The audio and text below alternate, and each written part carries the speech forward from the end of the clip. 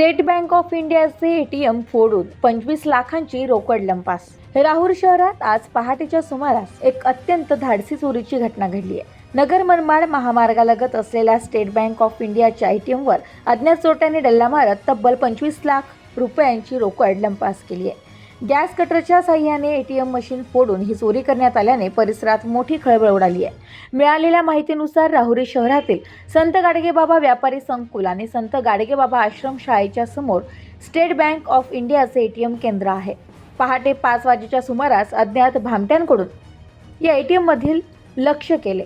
चोरट्यांनी अत्यंत नियोजन पद्धतीने गॅस कटरचा वापर करून एटीएम मशीन कापले आणि त्यातील 25 लाख रुपये घेऊन लंपास झाले.